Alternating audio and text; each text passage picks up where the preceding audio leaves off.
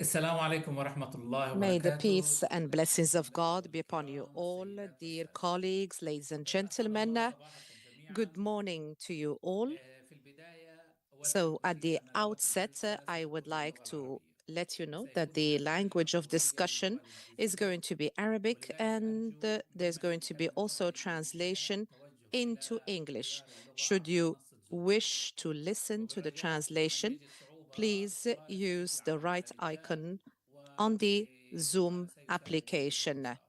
And should you have any أيضا هدف difficulties, الرئاسة يتم please تسجيله وعرضه communicate with لاحقا the على team منصات via البحث عن the اليوتيوب والموقع chat الإلكتروني ومنصات التواصل area. الاجتماعي الأخرى الخاصة بنا. So this is going to be في البداية broadcast on different يسعدني أن social أرحب media on بكم our اليوم في هذا platforms, and I would الويبينار like to الذي welcome you ينظمه to this مركز دراسات webinar, which النزاع is والعمل الإنساني organized by the الإنساني Humanitarian وفاء Crisis, بعنوان Humanitarian الأزمة الإنسانية في Center for لبنان Conflict and في ظل Humanitarian الحرب Studies, and الإسرائيلية this على webinar is لبنان entitled وسبب التخريب The والتدمير Humanitarian والإرهاب Crisis على in لبنان. Lebanon in the context نبدأ of the اليوم Israeli ونرجو war on جميعا Lebanon نعترف بأن and اللحظة the صعبة، wider حيث لم US-Israeli تعد war on الأزمة Iran. الإنسانية في لبنان So we're مجرد نتيجة meeting at a مباشرة very للتطورات critical الميدانية moment. So this is كما not كان سابقا، only بل the أصبحت direct جزء من result سياق of إقليمي أوسع field تتداعى developments. فيه This is أبعاد part and المسؤولية parcel والسياسية of والأمنية regional والاستراتيجية developments where we المختلفة. see the وكما different تشير levels المعطيات that are المطروحة all في having an الإطار impact on the الإمكانية في هذا situation. اللقاء، And before we الارتباط talk about معكم the concept عبر framework الويب that we have shared وعبر with you through the المنصات website الأخرى، and also the different أودنا platforms, بحجم الوضوح we والاتساع found that نخاطب the مخاطر level المياه of النفطية وتقليص displacement, الجسور البنائية destruction والاستهداف in الفردي infrastructure, and والإسعاف also في the كل targeting العوامل of التضامنية paramedics والإنقاذية. and other والحوار personnel. حول القدرة All على of these الاستجابة، aspects بل حول طبيعة pose العمل many مع questions, not الشركاء only لكي about the تشكيل nature of وجهًا على response, الأرض. but also how the situation وعليه is فإن managed جلستنا on the اليوم ground. And on that premise, والمؤتمر لا we would like يهدأ to أمام host عرض this وصفي webinar. موجز This is not فقط، going to be a بل descriptive يسعى إلى فتح إطار presentation of the تحليلي situation, but للمعطيات also it is going الميدانية to be an والرؤية السياسية analytical والقراءات discussion الأمنية taking into account لفهم ثلاث expertise المحاور الأساسية: and also كيف legal تتم الأزمة reading of the three الإنسانية في pillars: لبنان، the وما الذي humanitarian تكشفه crisis, how it is الانتخابات formed عن in الوضع Lebanon, الأوسع في and الإقليم، also the وكيفية تسيير response. What النظام does it الإنساني لها reflect when it comes وفقا to the للمتطلبات. wider war and regional order? And حتى لا also, we're أطيل going to take عليكم into account يسعدني the اليوم أن international humanitarian law. أستضيف And مجموعة I do متميزة not من want to be lengthy. المتحدثين I'm going الذين to present يجمعون to بين you الخبرة a الميدانية والفهم constellation of الإنساني speakers الدولي who والرؤية have القانونية. expertise in terms of معي law and field أستاذنا work. السيد We جورج have كتاني الأمين Mr. العام لصندوق George الأعمال Kettaneh, الدولي، who is the Secretary General of ومعي the السيدة Lebanese Red وفاء Cross, فخري and we have عضو مجلس Mrs. بلدية Wafaa بيروت، Fakhry, member وأيضا at السيدة the مي Council of الصايغ the مدير Municipality الإعلام of والتواصل في الجمعية Beirut, and we المصرية have لرياض Myra الصليب الأحمر Alsayegh, بمجمع who is عمان going to be she's a لمنطقة الشرق manager and الأوسط senior legal expert IRC. at ومعي الخبيرة القانونية السيدة ميرا from سعادة، خبيرة the قانونية ومديرة في قانون مركز القانون الدولي الإنساني. أهلا وسهلا بكم IRC, جميعا، and we're ونشكر going to have Myra تقبلكم Saade, who is a ومشاركتكم senior معنا في legal هذا expert for the النقاش. Middle East at the IHL ونؤجل Center. الآن So we're going to start with the ونبدأ هذا اللقاء discussion, and we're going to be with you in انطلاقا من the الخبرة different, الميدانية. نبدأ اللقاء هذا مع أستاذنا الكبير going to جورج. cover the different points of the نبدأ discussion of ونتقدم today. بأستاذنا And I الكبير would like to أستاذ جورج، present Mr. الأمين العام George to للصليب you, who الأحمر is the Secretary اللبناني. General of the Lebanese Red وأريد Cross.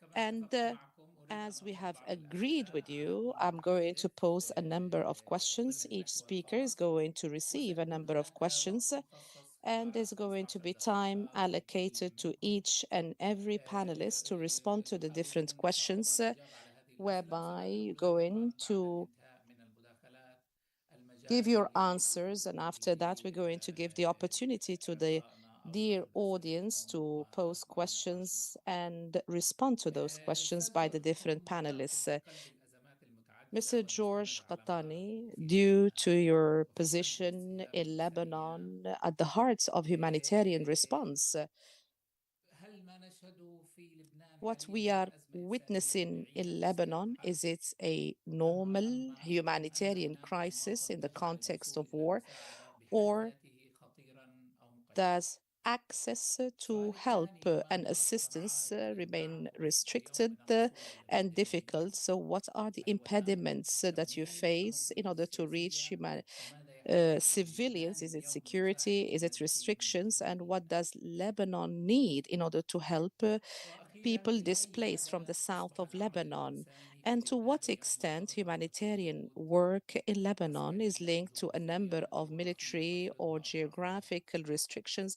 imposed by the different تفضل parties to the conflict? Would جورج like to give the floor كما now اتفقنا ربع to ساعة George, as ننظر we've إلى agreed. تجربتك عبر We're going to الحقيقة give you 15 minutes, زي and ما أتفقنا don't worry if you need 20 فتفضل أستاذ minutes. جورج We can give you شكرا 20 minutes. I'm شكرا also gender للاستضافة biased. أنا بس Thank you very بدي much. أشرح شوي I زي would إيش اللي like عم بيصير to بالحدث explain the الأحمر reality that بلبنان we face here in Lebanon. الصليب الأحمر اللبناني بأوصي So, باسترجاع the جميع الأراضي اللبنانية قبول الفلسطينيين Lebanese حق Red الحياة Cross باستقلالية وعدم تحيز covers the whole وتقديم territory with تقديم no مسار آمن للسكان partiality, in المهاجرين all neutrality, in order to هلا respond اكيد to the needs on the الصليب ground. الاحمر عمل قيادي بالاسعاف والطوارئ بس عم بعمل مقدمه So, صغيره this applies على خط to الطوارئ الانسانيه paramedics and والجمعيات also to the المتضامنه emergency كمان مع services. وزاره الصحه And بالتنسيق مع also, we الاسقف work, we والمستشفيات distribute والوحدات النائيه blood with the والمستوصفات different توفير رصيد المأوى توزيع المواد الاقتصاديه من المواد hospitals, and الأولية also we try to help الإنسانية through والإسعاف لمنطقة sanitary العائلات التأمين النفسي sanitation, water, التنظيم and also لمعالجة الضحايا psychological support, والشهداء and دعم also صحي how to إضافة للمواد transfer العلاجية البديلة victims and توفير martyrs, in التدريس addition والشهادة to the والصليب many الأحمر duties that are undertaken by موجود the بالحدود Lebanese Red بالهيئة Cross. الوطنية للحد من And مواقع الكوارث we are part الملبية and parcel of the الجميع authority that تعرفوا responds بيانات to التجمع catastrophes. We والتنسيق have a والتمويل database that والتقدير we الإغاثي develop وزارة in الصحة cooperation with والمحافظات different ministries, such as the Ministry of ومحافظة Interior, العريش Ministry of محافظة Health, 16 غرفة عمليات and و15 we مركز have in مشتركين مع excess of محافظات القلب 16 والمنطقة operation centers in المنظمة order to الدولية للأعمال respond to the البيئية different وغيرها من municipalities, such المناطق as Beirut وهلا نحن municipality شغالين and the على وصول different regions مساعدات in Lebanon. لمواطنين هذه So, we المناطق have الصليب الأحمر اللبناني operations happening on the بيوجه borders. رسالة We وطنية have عم بيشتغل بأولويات 21 إنسانية societies that we work وبيتحدوا with اليوم الهلال in الأحمر القطري cooperation with the Qatari Red الكويتي Crescent, the والبحريني Kuwaiti Red والأردني وكل Crescent, الدول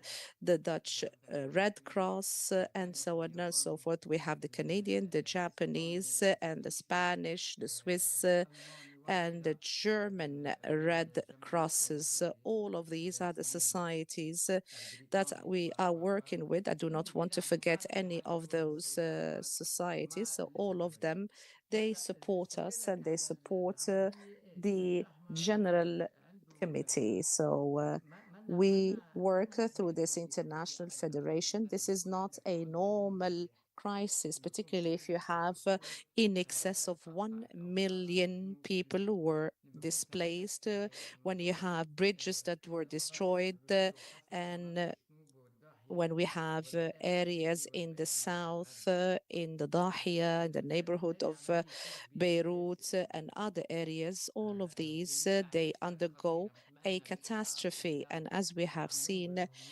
we have so many issues that we are undertaking in order to respond to the people in the ground, particularly when it comes to sick people, civilians, even services allocated to people who require dialysis, and so on and so forth.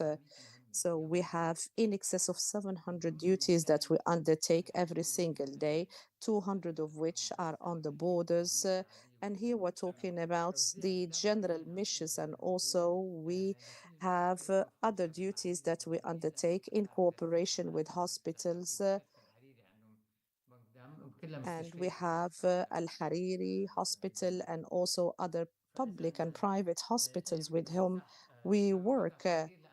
So the situation is very dangerous indeed, because we talk about IHL protection and we talk about safe corridors. These are all very important components. So that is why we have made an appeal in order to respond to people and to respond to their needs. So we communicate with the International Federation and also the Ministry of Foreign Affairs in order to prepare safe corridors.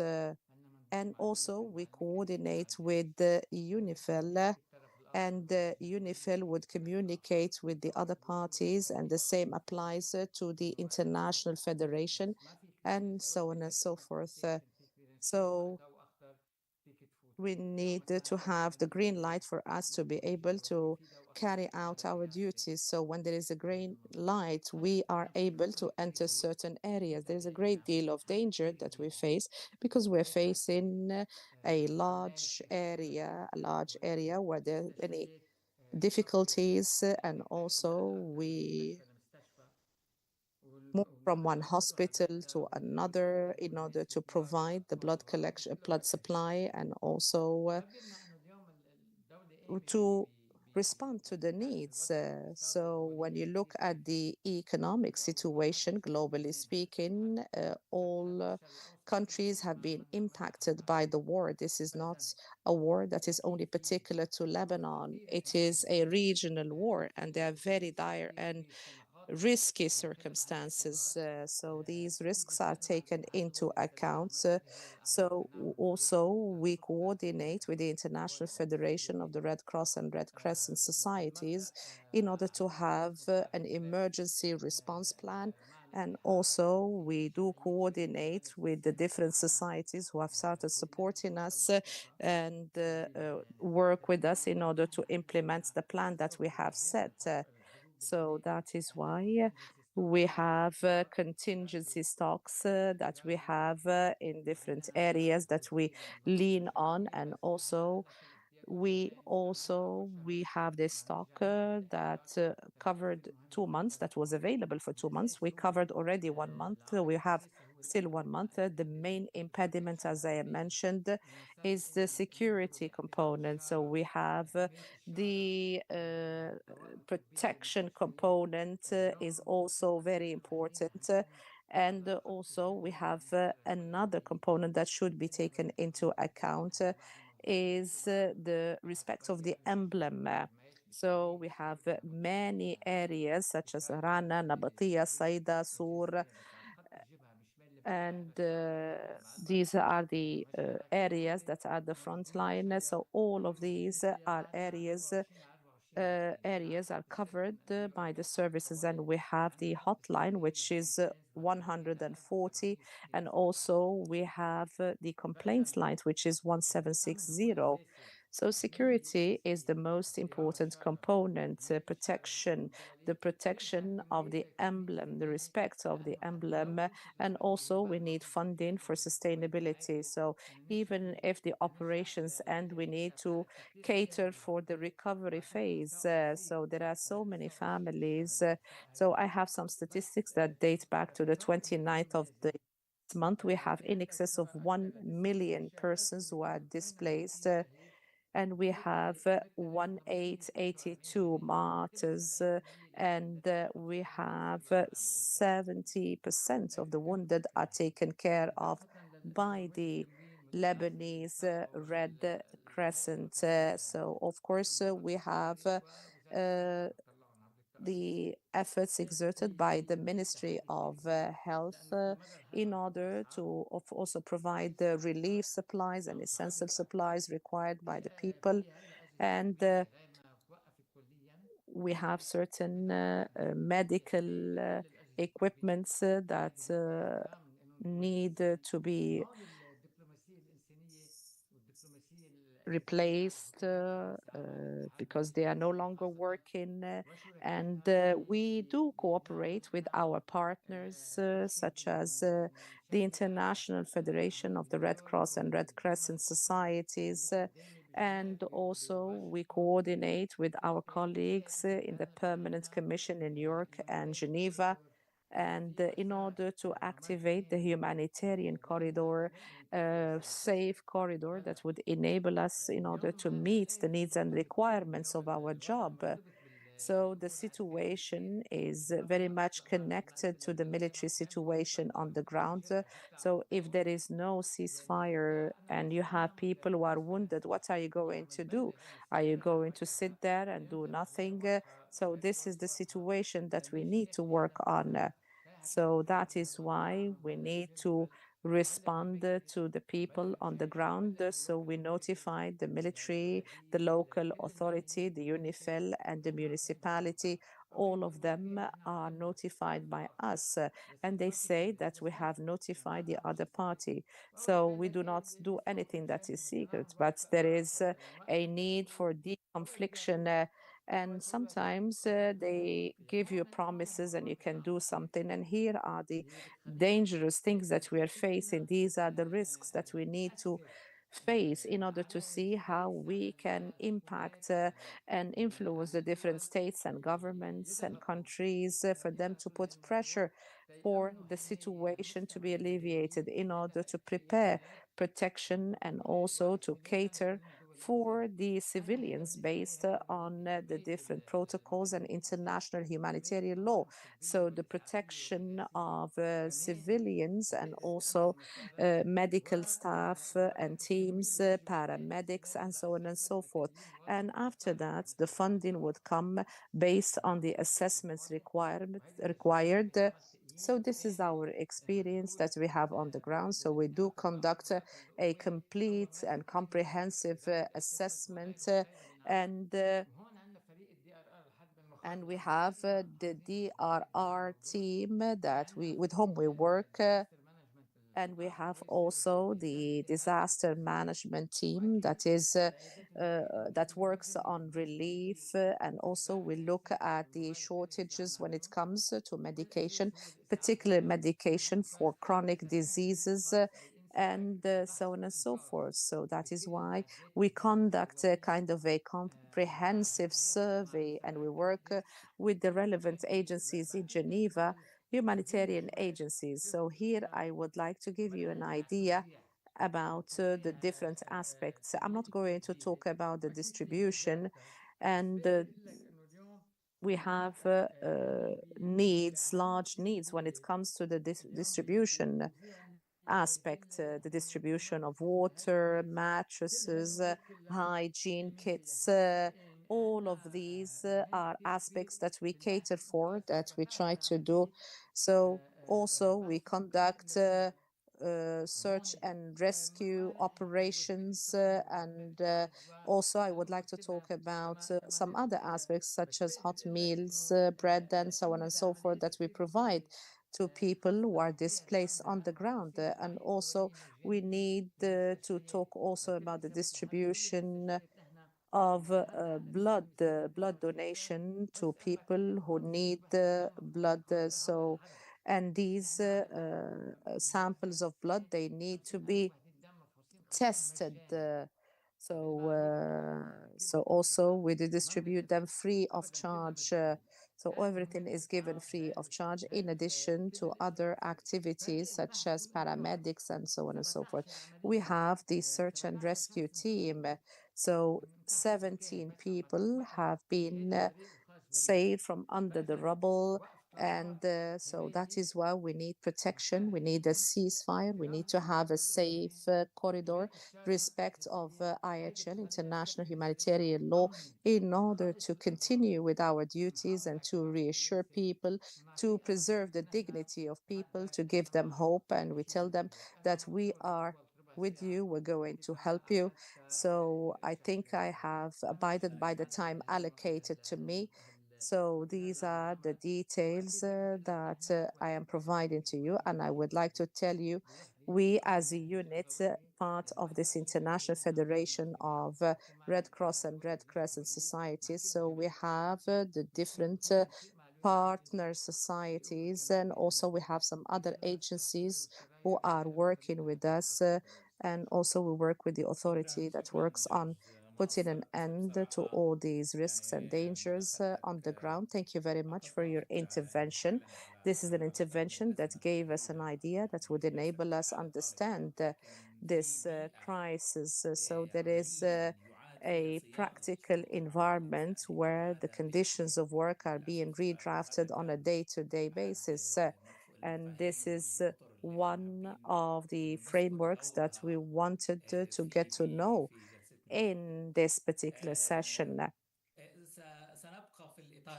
So we're going to remain in the local framework. And here I would like to give the floor to Mrs. Wafaa Fakhry, member at the Council of the Municipality of Beirut. I would like to thank her for accepting the invitation and being with us in this session. And I'm going also to pose a number of questions. The questions are as follows from your own position at the Municipality of Beirut when it comes to the humanitarian aspects of your work, how you respond to this crisis, how does the war impact the response of Beirut municipality, and what is your plan in order to try to absorb the increasing number of people displaced in Beirut, taking into account the different risks surrounding Beirut if we go into the worst case scenario, which is the expansion of war in those territories? And what does the municipality or the different municipality need from your own perspective for them to play an effective role in the response plan and not only to receive requests and pressure? So thank you very much, Mrs. Wafaa Fakhry. You have 15 minutes akin to Mr. George Kettaneh.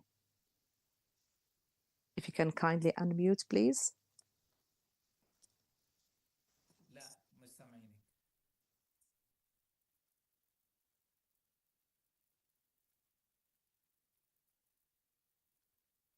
لا مش سامعينك. لا مش سامعين. مش الحال؟ مش الحال هلا، يلا تفضل. اوكي. اول شيء انا بدي احكي كعضو مجلس بلدية بيروت. First of all, I would like to speak in my capacity as a member of the municipality of Beirut. So we've been voted for and appointed about 10 months ago. So this is a new kind of position. So we'd like to talk about the municipality and the circumstances and crises that we've gone through. And I would like to talk about previous wars and also conflicts and the war that took place last year. And we've entered this new phase in order to work hard at the level of the municipality.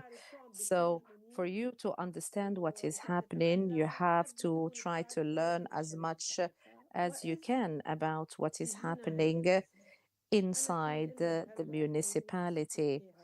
So Beirut is a city that has been stricken by this crisis. And here we're talking about the population of Beirut and also the people who are displaced that have come to Beirut. So we're talking about a disaster-stricken city, a tragedy-stricken city. So we do coordinate with the Red Cross, and I would like to thank them for all the efforts they make. And here I would like to tell you that each country needs to have a plan in order to face the crises that might arise during a war, during an explosion, whatever. So unfortunately, we cannot hear Mrs. Wafaa Fakhry. But anyway, the Council of Ministers has set an emergency national plan in order to respond to crises and catastrophes. And this is a plan that looks at the situation on the ground. And let's focus on displaced people. So Beirut has 140 shelter homes and has 48,000 displaced persons, and more than 200,000 displaced persons living in homes. So we have 11,800 families living in shelters. And we have also other statistics saying that 40% of people displaced live in Beirut. Can you imagine the situation? And you have between 2,000 to 3,000 people displaced who are still on the road, still not settled anywhere. So this is the situation. If you would like to talk about the details relevant to this war, I would like to say that this war was imposed on the state, was imposed on its people. So we this is a crisis that has been imposed on us. And let's talk now about the details of this council. We, as a municipal council in Beirut,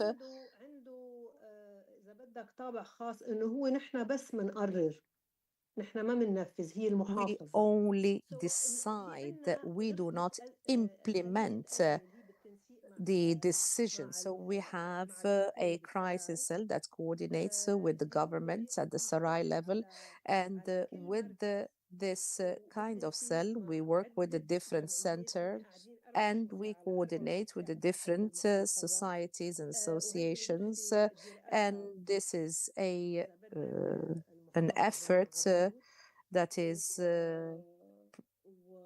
led by Mr. Aboud, and also we have an employee at the municipality. His name is Samir Yaqub, and here I would like to salute him because he is present 24/7. He tries to help as much as possible in terms of coordination with the different societies, with the Red Cross, with the government, and so on and so forth. So this is the situation that we have on the ground. And now I would like to talk about the difficulties that we are facing. There are so many difficulties that we are facing. And here I would like to give you some details. So there's always a shortage when it comes to water, unfortunately. And also when it comes to food, lunch is secured through the different center kitchens that cater for the lunch. But we try as much as we can how we can cater for breakfast and dinner, but we can secure at least, thank God, lunch. I would like now to talk about the centers. We have private centers, people that have area centers where they would like to welcome their own refugees, displaced persons. So also we have some special centers where we have many displaced people, and also we have schools.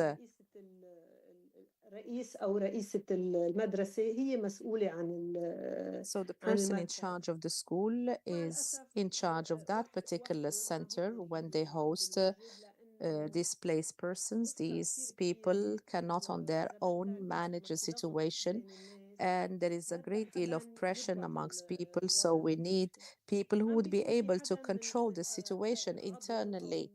So sometimes we have a member or two who are members of the displaced community who follow up with the situation in those centers. Is there tension in those centers? Yes, yes. There issues and frictions amongst the people, the displaced persons, and the local communities. Yes, there is friction between those persons. Irrespective of how much I try to describe the situation, I won't be able to do that accurately. So when it comes to health situation, so we have some problems. So we try to cater for the needs of people for those rooms. So we have hygiene kits, cleaning stuff, and also drinking water is also catered for. So do we have outbreaks? Yes, we do. We do have some outbreaks on the ground. Yes, certain diseases. Yes, we do have. So if you ask me about the impact on the municipality, so do we have, of course, canned food? Yes, we do have canned food. This is available, but if the situation continues as it is going to aggravate. إذا قرروا يكفوا على بيروت يعني هول المناطق if all the areas, particularly the Shiite areas, if all of them decide to go to Beirut, the crisis is going to aggravate. And perhaps the solution would be to head somewhere else other than Beirut, but everybody wants to come to Beirut. Also, when it comes to other issues as well that we are facing, we have the use of water, sanitation. يعني كتير صعب الأمور عم بتكون. Waste management. So the waste is now doubling as a result of that. So also we have issues with the بقول لك كل شيء بدها دولة قوية.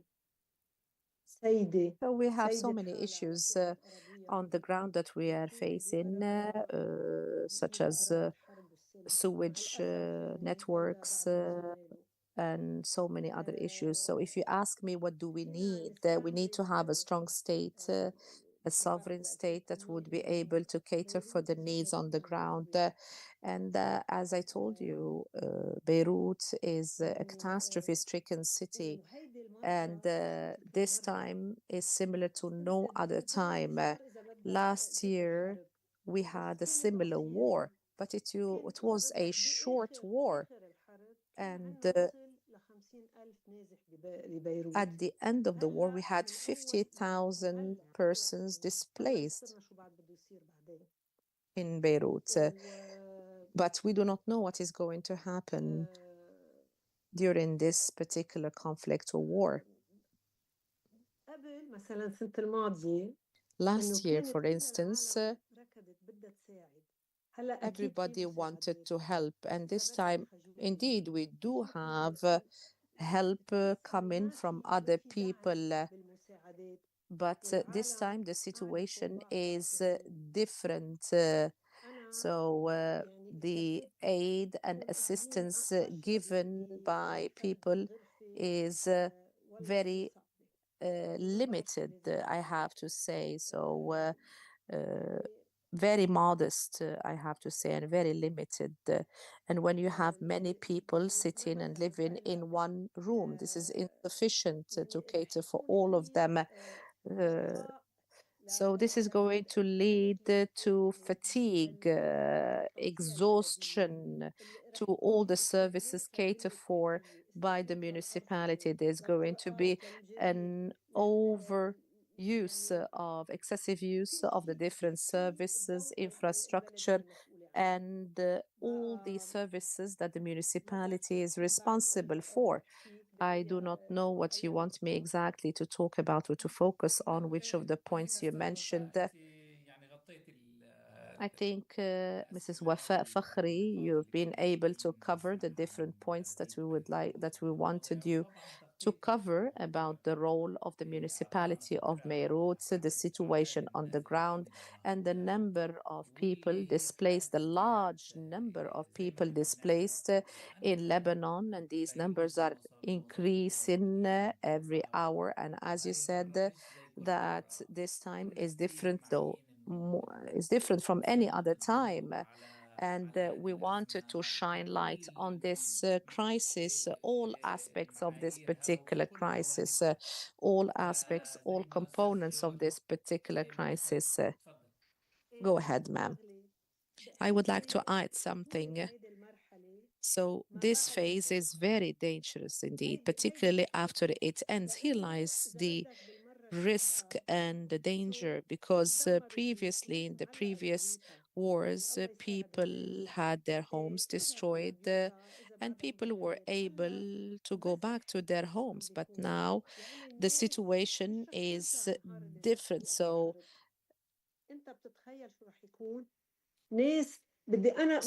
homes have been completely destroyed.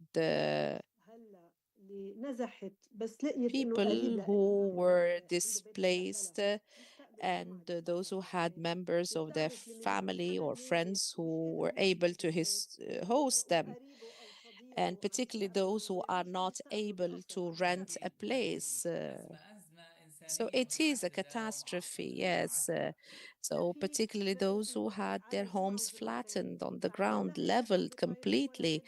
So this is the situation that we have. Even work in Beirut is very limited. So it has come to reach a standstill. So this is a huge problem. How are you going to be able to solve this problem when those who hosted the displaced also face difficulties because they do not have access to work? So I'm going to give you the opportunity to take the floor once again, should you have more points to add. So this is a very bleak image about this crisis, the developments, the different aspects of this crisis, and this is what we're trying to focus on here. And here, let us talk about some other aspects, and akin to what Mr. George Kettaneh talked about mechanisms of intervention. But now let us focus on the International Federation of the Red Cross and Red Crescent Societies, which is now based in Beirut. We're talking about the Middle East chapter. So Mrs. May Saade, I would like you to talk to us about the crisis in Lebanon. How do you compare the crisis in Lebanon to other crises in the region? Do you see a new kind of aspect, the impact on the distribution of aid and assistance, and so on and so forth? In addition to that, the international humanitarian system, as we know, is always ready to deal with the crises such as the one happening now.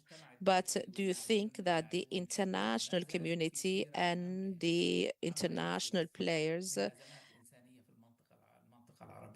are still baffled vis-à-vis the crises taking place in the region? I know that you have a great deal of expertise in this regard, and you have many points that you can underline in your intervention. And here I would like to give you the floor, Mrs. Myra, to take the floor. And you have 15 minutes. Go ahead. So good day to you all. I would like to thank the Center for Conflict and Humanitarian Studies. I would like to thank you for hosting us. And I would like to thank Mr. George Kettaneh, Mrs. Wafaa. I would like to thank you all. So as you know, the situation in Lebanon, it's not a limited conflict. It is an expansion of a regional conflict up to Cyprus. There are in excess of 15 countries that are directly or indirectly embroiled in this conflict.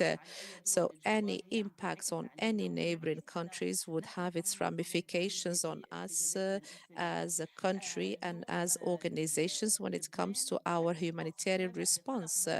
So Lebanon follows the situation in the GCC. So the more the conflict expands, the more territories it embroils, the more the situation becomes very dire and difficult. So if we compare this conflict or this war to the situation in 2024, there is a great deal of difference. The level of destruction is huge. The level of displacement is unprecedented when we look at the number of people who are displaced in excess of 1 million in 4 weeks.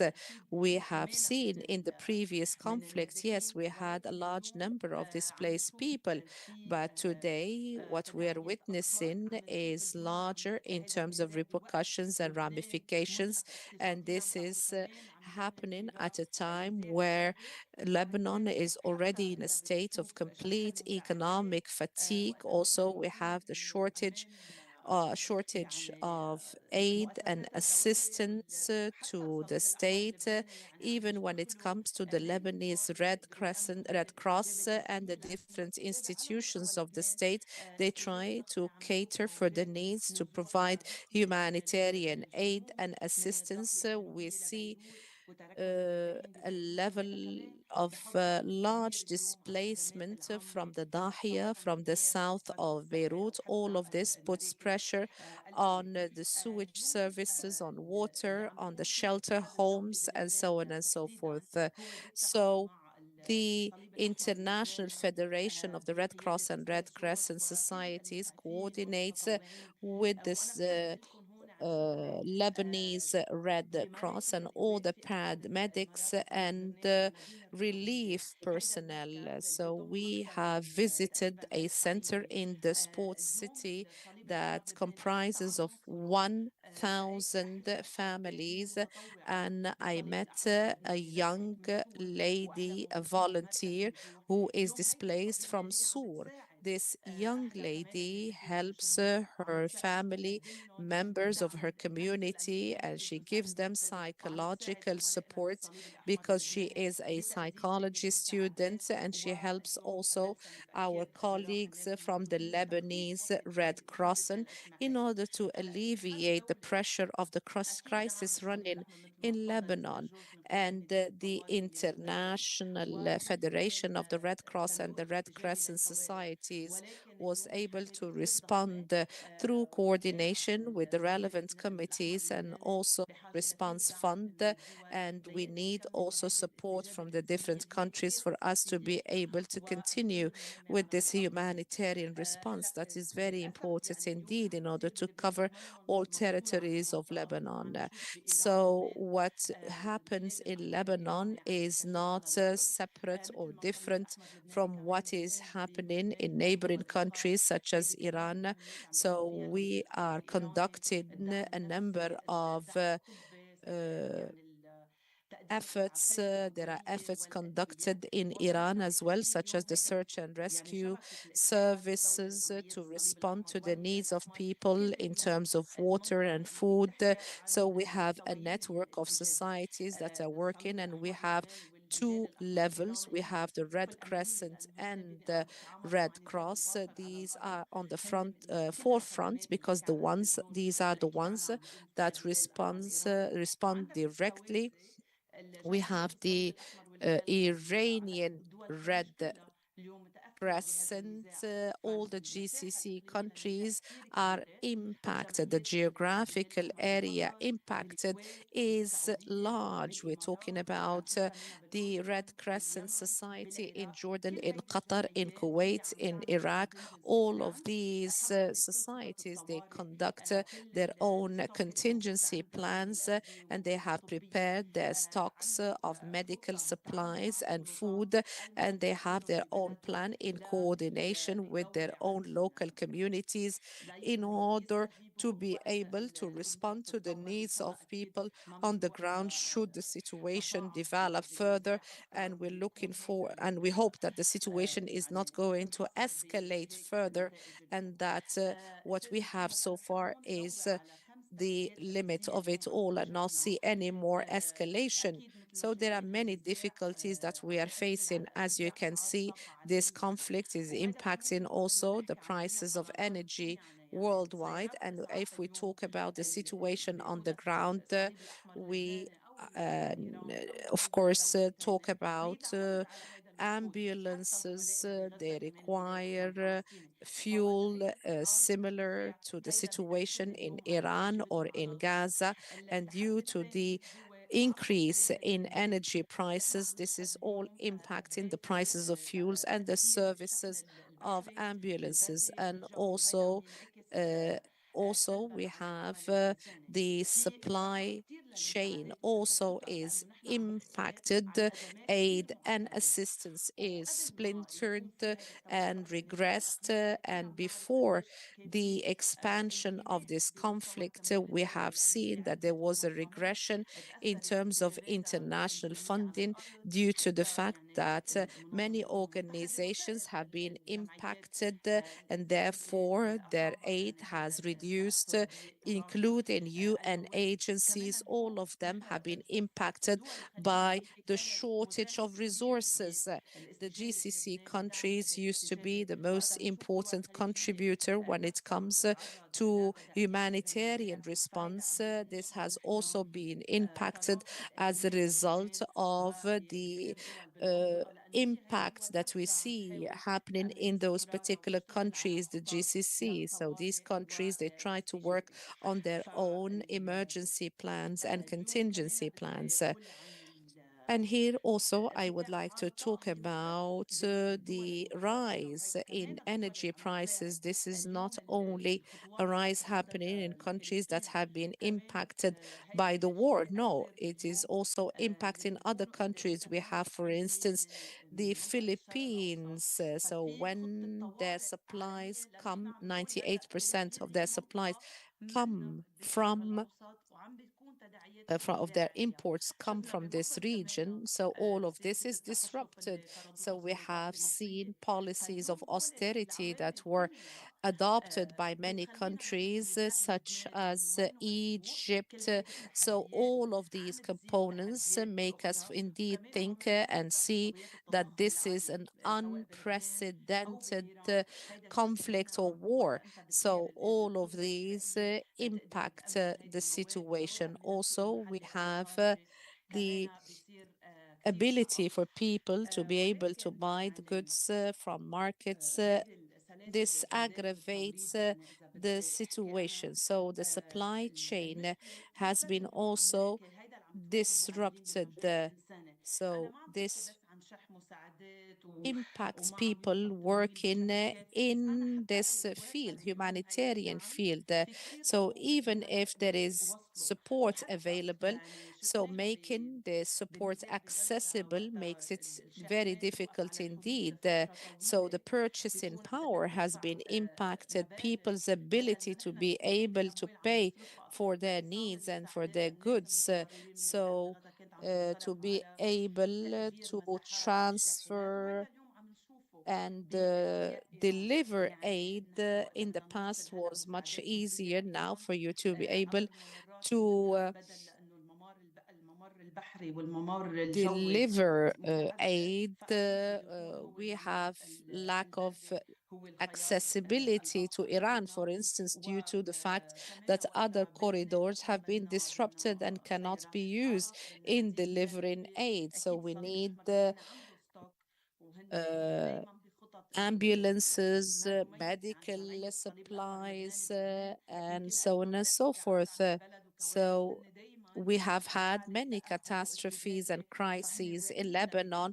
That is why we've always been in a state of alert and have stocks in order for us to be able to respond during times of crises. and that is why we try to rationalize the use of these resources and which fields should be considered in order to meet the needs on the ground. So let's say if I have a shipment that I need to provide and deliver to a particular area, what I'm thinking about is not to have only the resources for that particular shipment, but also resources to transport that shipment to the sought area.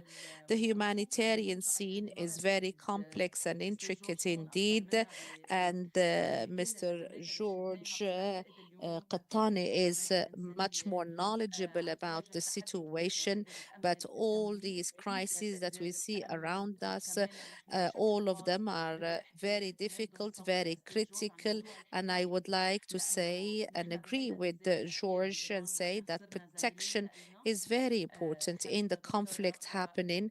We have lost two colleagues, Hamid and Dr. Sumaya, and in Lebanon we lost a paramedic personnel. So this adds to the challenges that we have already.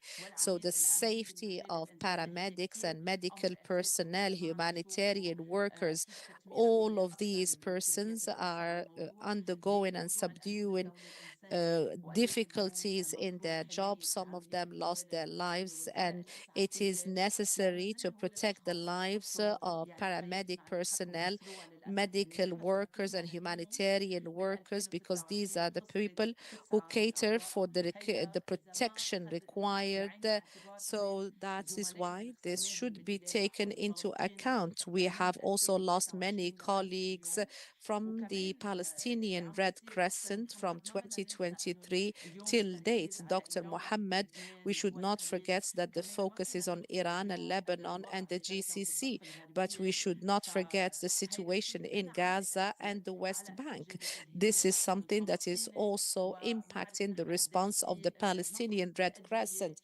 We know that there is a huge shortage in medication, and the International Federation of Red Cross and Red Crescent Societies with the EU, they work hard in order to make such aid accessible, to provide humanitarian assistance inside Palestine.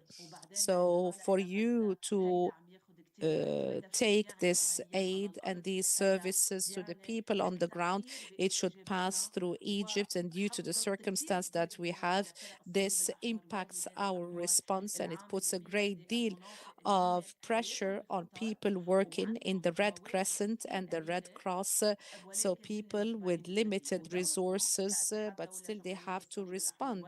And we, as the International Federation of the Red Cross and Red Crescent societies, we have to work with the different societies in global diplomacy, because this is the main artery through which help is distributed, particularly this movement, international movement of the Red Crescent, Red Cross.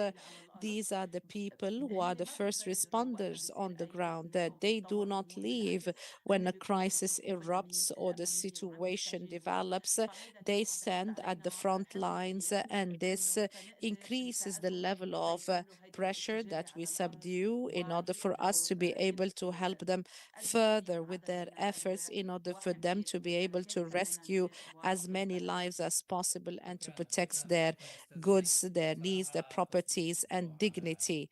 So I would like to thank you for shining light on these 5 challenges and the impact of these challenges on humanitarian work in order to respond to the crisis in Lebanon and beyond. We need to shine light on this particular aspect when we talk about the retraction at the level of the state in terms of aid and help distribution, assistance, and so on and so forth. And when it comes to supply chain, so all of these constitute pressure on humanitarian efforts. I had a question, but I'm going to postpone it. And I would like to give the floor to Myra, who is a legal expert with us here in this panel. let us look at the legal perspective and particularly international humanitarian law and the continuous attacks and aggression taking place on Lebanon. In light of the figures and the documented violations happening, why do accountability mechanisms, why are they ineffective? This has been repeatedly seen in Lebanon, and also we have seen it in Gaza. And I do understand the previous speaker when she focused on the situation in Gaza and to what extent can humanitarian discourse can cover for the absence of accountability. So you have 15 minutes. Go ahead. If you can give us an idea about the situation and about the legal perspective and what can Lebanon do in this regard, and the Lebanese state, what can it do in this regard? First of all, Dr. Mohammed, thank you very much for hosting me and for continuously hosting me. I am amongst the people who have been continuously hosted to attend these seminars and webinars. So we talked about Gaza and we talked about criminal accountability, international accountability previously, and we spoke at great length and we explained the importance of accountability. So accountability constitutes sometimes pressure on the political sphere, and there is a double standardness when it comes to the implementation of the law. The problem does not lie in the text of the law, the rules of the law. The text and the rules are very clear, and the countries that have signed those agreements and conventions should respect those commitments. They chose to accede to those conventions and agreements. And since they chose their accession to these laws, they have to respect these rules. International humanitarian law does not have a police system or mechanisms of implementation. And if you violate the local law, the police will come and detain you and you will be punished for the acts committed. And when it comes to IHL, these are international mechanisms and each country will implement depending on its own inclinations, unfortunately. So when it comes to international accountability, we have clear frameworks. So states have a responsibility shouldered by the countries that chose not to join or accede to the Rome Statute. But we have to keep on remembering that international accountability is complementary or a mechanism that complements the efforts exerted by the national courts. So the national courts should be the first one to conduct accountability. So to conduct accountability, you have to be ready and prepared. What does it mean? We have to have the laws that would enable us to hold people accountable, and you have to have the legal text that would enable you to conduct the procedures required. So there is a small number of Arab countries that have these mechanisms. We're talking about genocide, war crimes, crimes of aggression, crimes against humanity. So these are international crimes that are happening within such frameworks. And countries should have ready local laws that would enable them to prosecute for these crimes and would try the people who commit these crimes. So this complements the international humanitarian law is complementary to these mechanisms that exist. They're complementary to the jurisdiction and authority of those local courts. So countries cannot try to talk about the situation such as the conflicts between Lebanon and Israel and what happened 2 years ago and the years that preceded this period. So the option that Lebanon has, the third option that can be tackled and dealt with in a parallel way with the other kind of pathways. So that is why we should have legal mechanisms whereby we can restructure criminal law or to establish an independent law that would guarantee accountability on the local or national level. So this is something that was shelved, and it seems to me that this has become a priority in light of all the violations that we have. We have to have mechanisms of accountability. There is another effort that was exerted, but then it retreated. Lebanon should ask the criminal court to try to pinpoint the case, such as the armed conflict between Israel and Lebanon within a certain specific timeline indicated by the Lebanese state, and to ask the ICC to look into that particular case. So when we look at the Security Council as another mechanism to refer cases, so if the state is not a signatory or member of the Rome Statute, so we have seen or we'll see what is happening through the veto rights and so on and so forth, and all the situation that is happening. And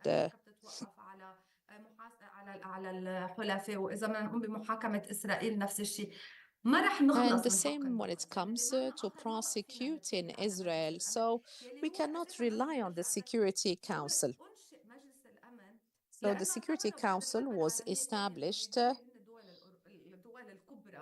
يلي هي عندها ضمير حي إنها تمنع حصول حرب عالمية ثالثة من بعد الحرب العالمية الثانية. هيدا هو كان السبب تمنع حربا عالمية أخرى، وهذه هي الخيارات التي انتهت إليها الدول الخمسة بعد الحرب العالمية الثانية. لهذا السبب نرى أن هذا بات عائق. And therefore, if we can say that this is one of the reasons to facilitate that, and what will be the deterrence? What can deter a country or an armed group if they violate international law, if they know that they cannot be held accountable? We keep hearing political speeches and discourse that we just heard that the Israeli defense minister today saying that Israel will expand its control, it will expand its border from the international border to the Litani River to establish a buffer zone. And Israel therefore will destroy all the homes of the people who live in this sector of Lebanon. If there is real accountability, nobody would dare to make such statements, because this amounts to a war crime. They are admitting to their intent to commit a war crime, and the kind of war crimes to attack civilian infrastructure, deliberate targeting of civilian structure, forcefully evacuating the population. Nowadays, nobody even feels any embarrassment to admit publicly to what they are doing. So personally, I am pushing in the direction with the municipality of Beirut and the parliament that these are war crimes. And even if there are arrest orders issued to some officials in Israel, nobody cared about them. We have to follow this up to see how it can be implemented. This is regarding international accountability. As for the humanitarian discourse, of course, the humanitarian discourse helps us in advocacy to shed light on the humanitarian situation in armed conflicts, and it's very important, no doubt. My fear is regarding humanitarian discourse is to turn this crisis from a crisis resulting from violating international law into just a humanitarian situation. We no longer care about the violations during these armed conflicts. The problem here is when we talk about this from the point of view of a humanitarian discourse, we are ignoring more or less the violations or bringing them into the framework of dealing with them as a perpetual humanitarian crises rather than crimes that should be, the perpetrators of which should be punished. So therefore we should pay attention to this constant violation of international law. And this is the humanitarian discourse is non-confrontational by its nature. So we were not naming those who are responsible, the perpetrators, because this has something to do with funding, etc., other issues. This is the fear I have. And the humanitarian discourse tries to dilute the situation and maybe lessen the possibility of reaching people who are victims of these crimes or lessen the possibility of accountability. And if there was enough respect of international law, international humanitarian law, and less attacks on journalists or medical facilities or civilian infrastructure, then we wouldn't have seen these violations. But also the crisis will not be of this magnitude. So sometimes the humanitarian discourse lessens the importance of accountability in the long run, and this encourages the perpetrators to continue their violations, and there'll be some impunity for them, and also the complementarity between the humanitarian work and the application of justice becomes less and less evident. The condition is to we integrate and complement these different discourses, the discourse of humanitarian discourse and accountability. Mr. George and Ms. Wafaa and others talked about this important things, but the continuation of violating international humanitarian law is the reason why these humanitarian crises are perpetuated. If the crisis is over today and the situation in the south remains as it is, what can make us think that we can restore this Lebanese territory? If the Katz, the Israeli defense minister, really implemented what he announced, they're talking about annexation, basically, of Lebanese territory.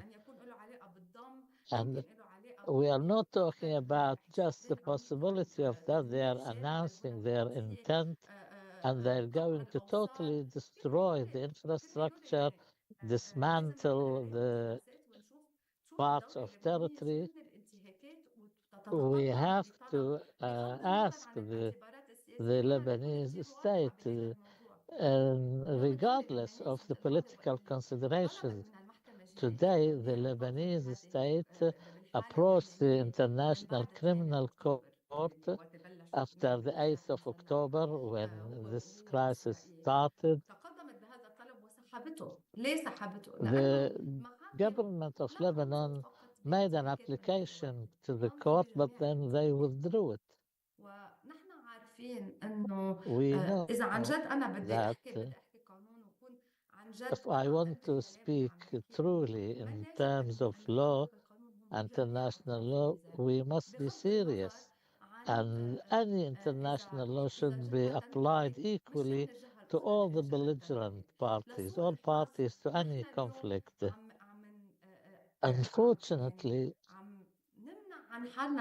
we are denying ourselves the opportunity for accountability for fear of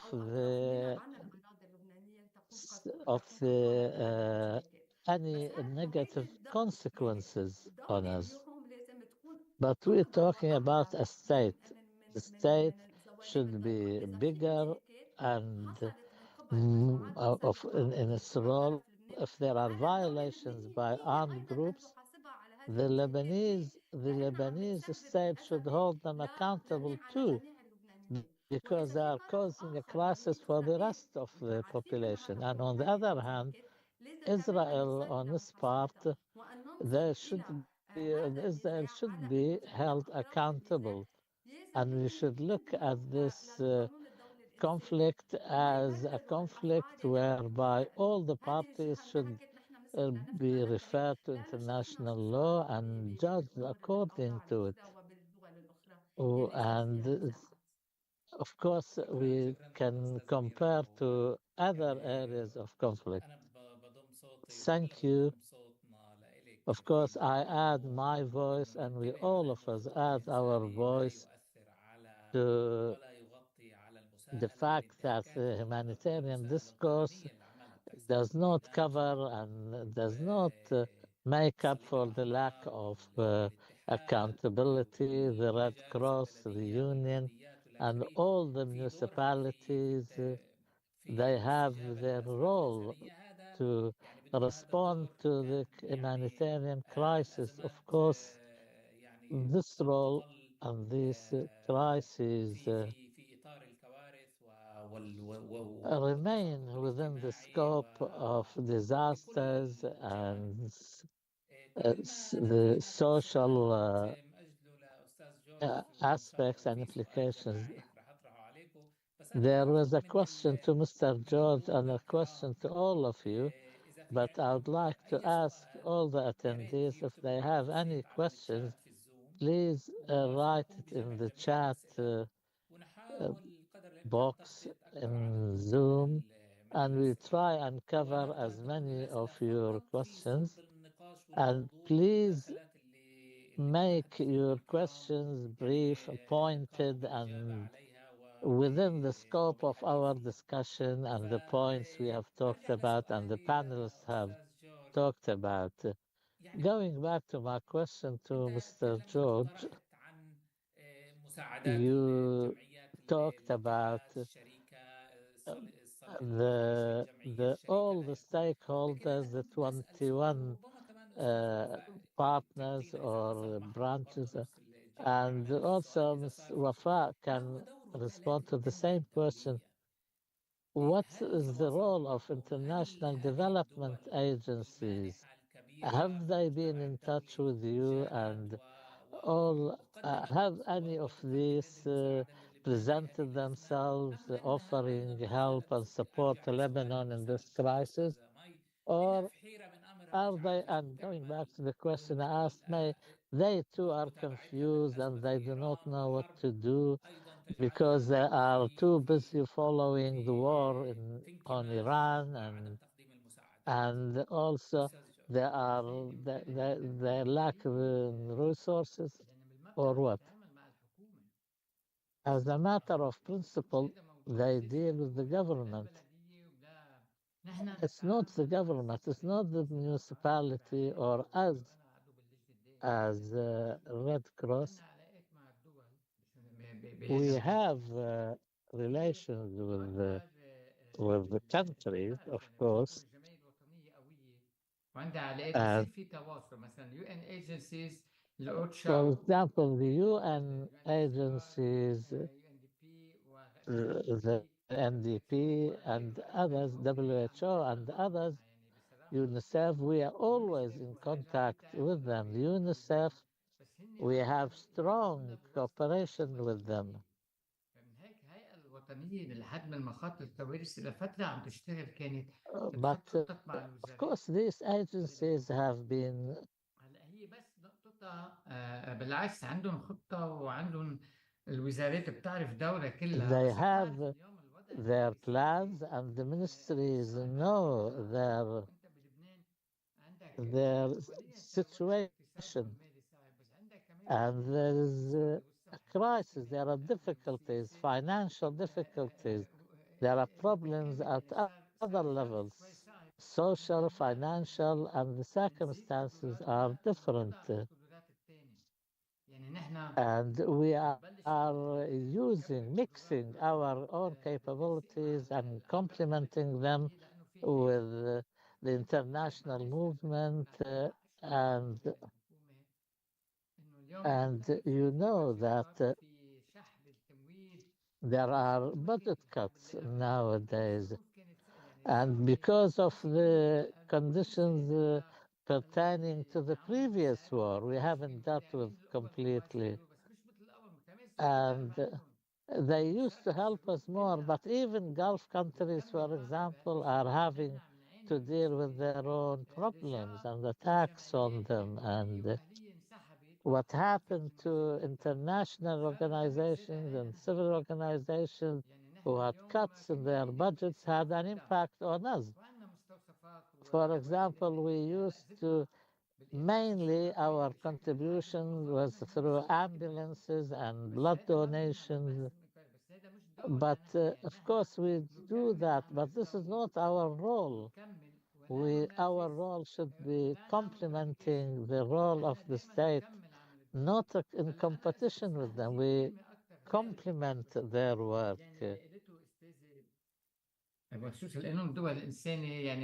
And what our colleague, the expert in international laws, kindly explained to us, we try to follow the channels open to us through the international movement of the Red Cross and Red Crescent. We coordinate with the Ministry of Foreign Affairs. Of course, you're familiar with that. You are accepted. When you are trusted, you are accepted. This is our slogan. That's why there are people who need you. And you have to keep your equal distance from all to get acceptance. If you're not accepted, you cannot do anything. You can't move amongst them. And this is a very difficult situation now.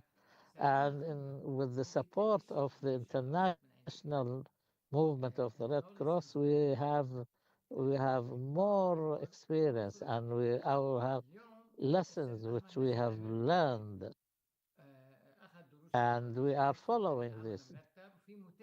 We have a team which is well placed and well organized and coordinated. And the state is doing its bit. And of course, what we're doing is all the government ministries and agencies are working through a crisis cell because this situation is much bigger than all of us. And it's a much difficult situation, a very complicated one. There is huge destruction, displacement, and from an economic and financial point of view, the country is suffering a great deal. And we have to have contingency plans.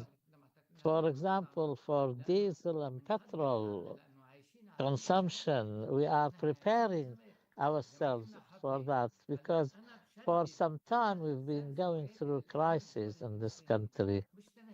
And the international humanitarian law requires us to do more than the normal help. We have elderly people. We have people who are of special needs. Now we have to care for them, not just apart from the martyrs, the victims, people who get injured because of the conflict. Now we need sustainability. Without the sustainability, we can continue. And when people want to return to their homes, how can they do that? When the infrastructure is destroyed, when there is no sewage system, for example. These are very difficult situations and conditions indeed.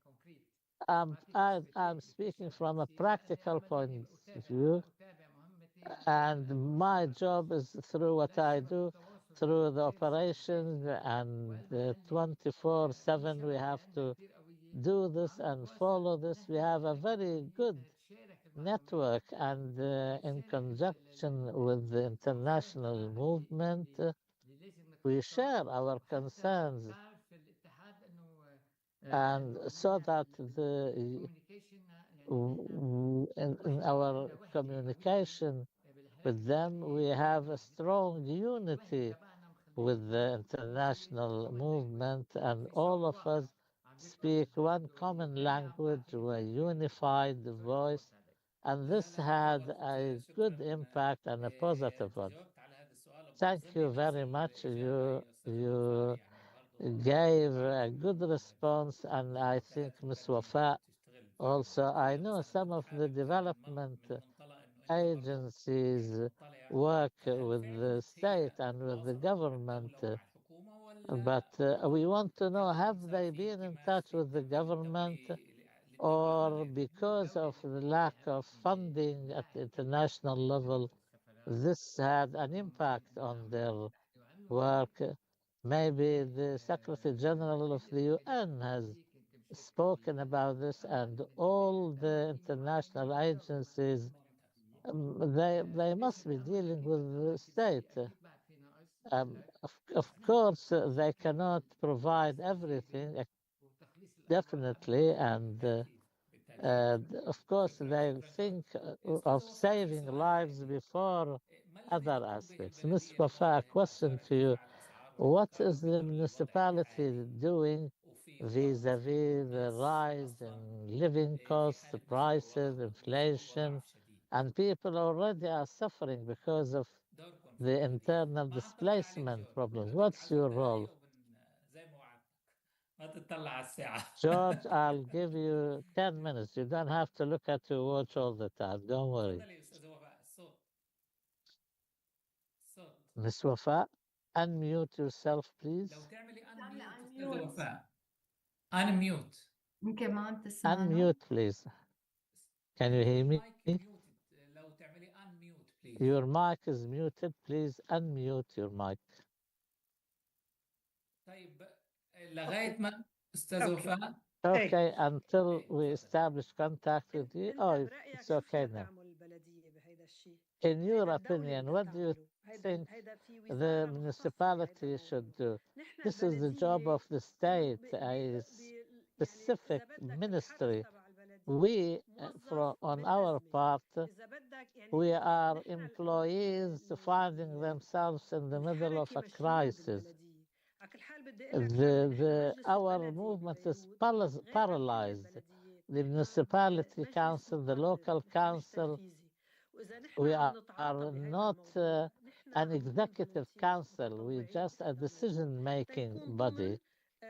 So we can set forth policies, but we can be part of a crisis cell which follows the Council of Ministers, government.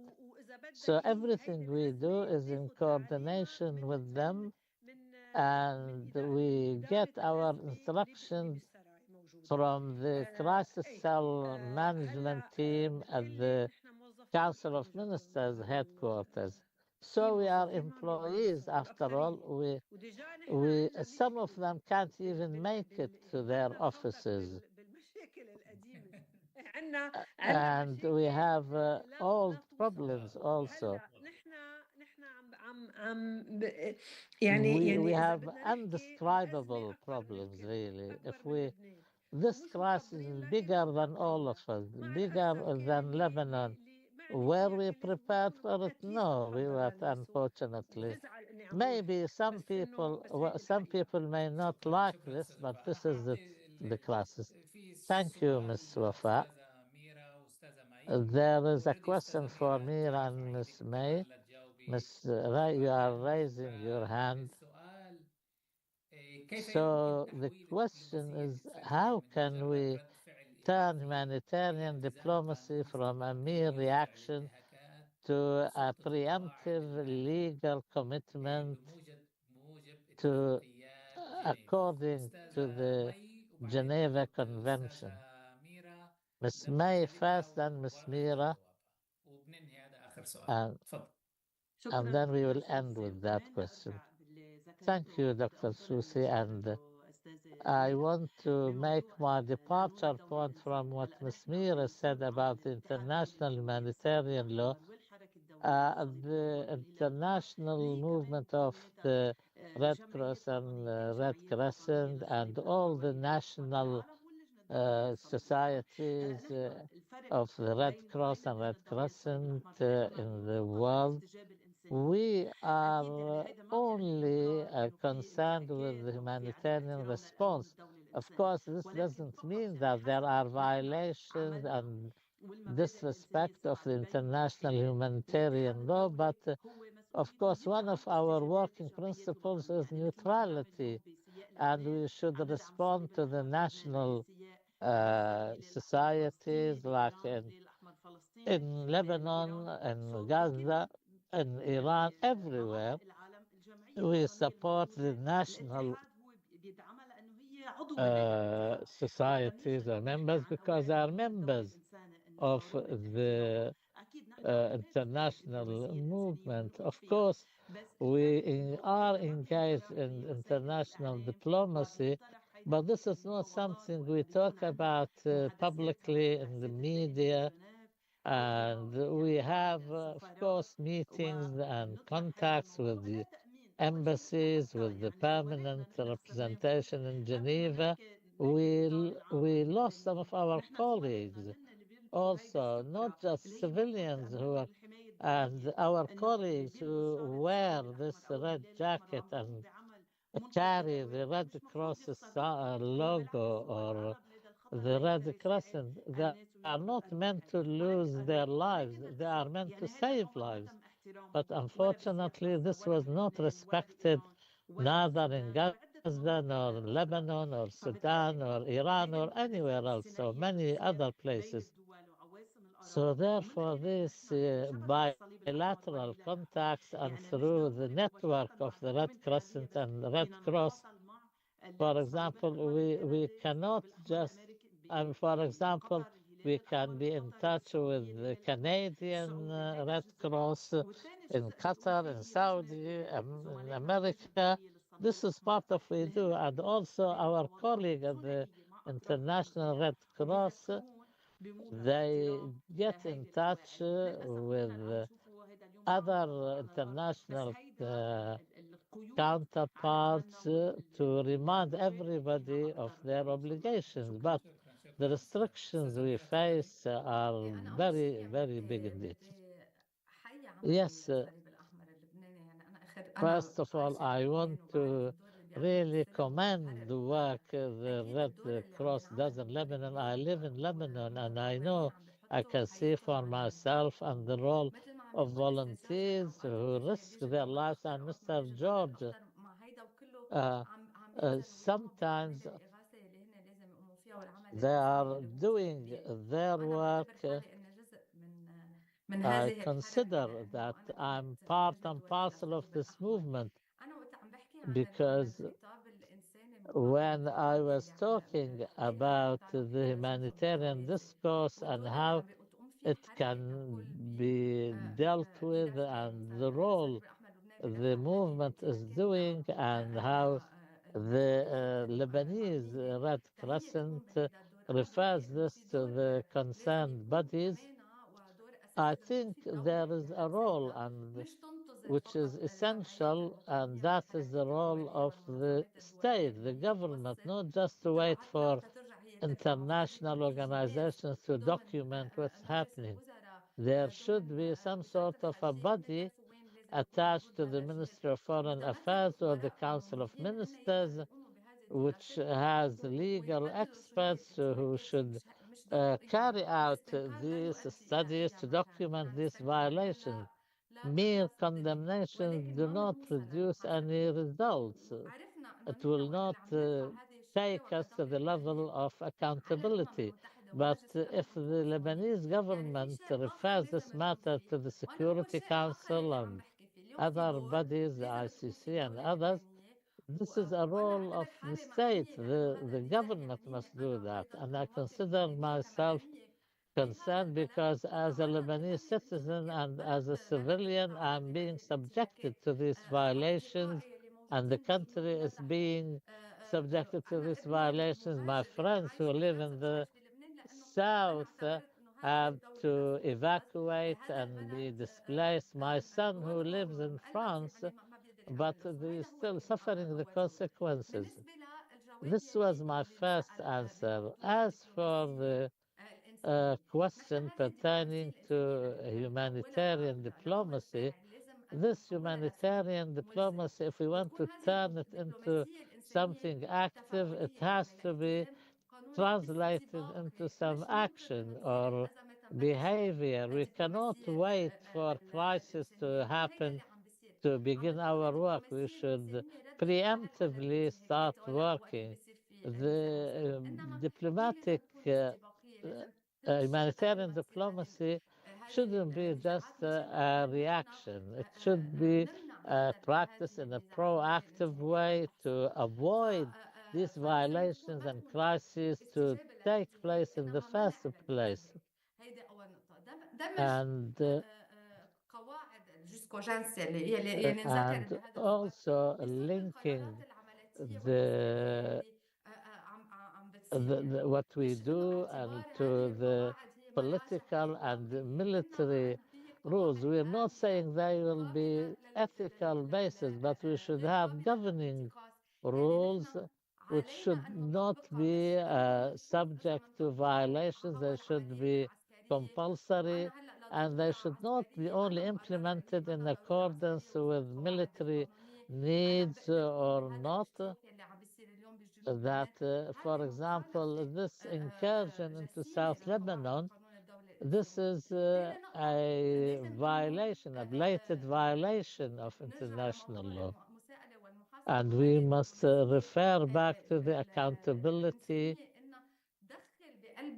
and we should include with وأنه نكون نحن نفعل هذه الدبلوماسية الإنسانية كوسيط قانوني لا فقط كوسيط إنساني. we should use this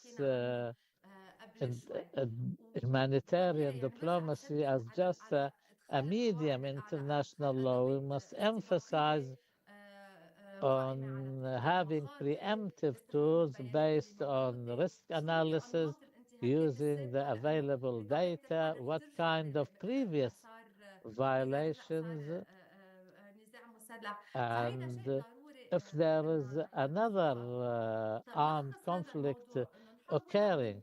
To summarize this, we have to turning this from a response to a preemptive work, a preventive work, and make the international humanitarian law as governing rules, and this should be at the heart of humanitarian policy. Thank you, Ms. Myra.